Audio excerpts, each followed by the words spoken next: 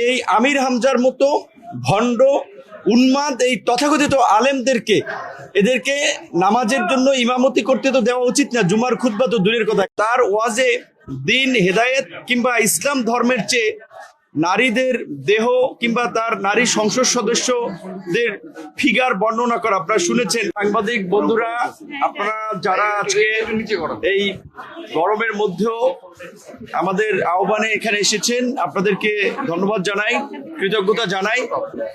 আজকে অত্যন্ত দুঃখের সাথে আসলে আপনাদের সামনে দাঁড়িয়ে কিছু কথা বলতে হচ্ছে। যে আপনারা জানেন যে গত শনিবার গণ অধিকার পরিষদ এবং গণ অধিকার পরিষদের অঙ্গ সংগঠন ছাত্র যুব শ্রমিক অধিকার পরিষদের নেতৃবৃন্দ কুষ্টিয়ার উন্মাদ এমপি আমির হামজার বক্তব্যের একটি প্রতিবাদ করেছিল শান্তিপূর্ণভাবে। তার প্রতিবাদে আমির হামজার গুন্ডা বাহিনী, আপনারা দেখেছেন যে গাড়িতে হকি স্টিক, বেসবল ব্যাট এবং আপনার রামদা সহ দেশীয় অস্ত্রশস্ত্র, রড, লাঠিসোঁটা নিয়ে সেই প্রতিবাদকারী গণ অধিকার পরিষদ অঙ্গ সংগঠনের নেতা কর্মীদের উপরে হামলা করেছিল এই উন্মাদ এমপি আমির হামজার গুন্ডা বাহিনী, জামাত শিবির বাহিনী। এই আমির হামজা আপনারা দেখেছেন যে তিনি মুফতি, প্রকৃত অর্থে মুফতি কিনে আমি জানি না, কিন্তু তার নামের আগে মুফতি লেখা হয়। তো এই ধরনের লোক একজন আলেম হিসেবে মোটামুটি পরিচিত, ওয়াজ টোয়াজ করে, আমরা দেখি ওয়াজের মাঠে বক্তৃতা দেয়, কিন্তু তার ওয়াজে দিন, হেদায়েত কিংবা ইসলাম ধর্মের চেয়ে নারীদের দেহ কিংবা তার নারী সংসদ সদস্যদের ফিগার বর্ণনা করা আপনারা শুনেছেন।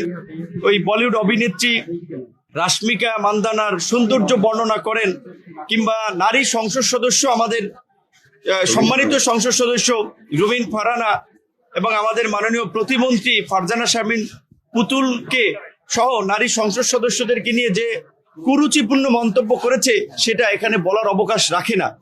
শুধু এটাই নয়, তিনি মাননীয় প্রধানমন্ত্রীর রাজনৈতিক সহকারী জনাব রাশেদ খান থেকে শুরু করে সরকারের বিভিন্ন পর্যায়ের এমপি মন্ত্রীদের নিয়ে আপনারা শুনেছেন এর আগে মাননীয় প্রধানমন্ত্রী এবং আমাদের দেশনেত্রী বেগম খালেদা জিয়ার ছোট ছেলে আর জনাব আরাফাত রহমান কোকোকে নিয়েও তিনি বাজে মন্তব্য করেছেন।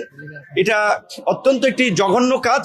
এবং এই মন্তব্যগুলো তিনি কোথায় করেছেন? আমি শুনলাম যে এই শুক্রবার জুম্মার খুতবার ওখানে নাকি এই ধরনের কথাবার্তা বলেছেন, ওয়াজের মাঠে বলেছেন। তো প্রথম হচ্ছে, নৈতিকভাবে ধর্মীয় মূল্যবোধের জায়গা থেকে এই আমির হামজার মতো ভণ্ড উন্মাদ এই তথাকথিত আলেমদেরকে এদেরকে নামাজের জন্য ইমামতি করতে তো দেওয়া উচিত না, জুমার খুতবা তো দূরের কথা। কাজে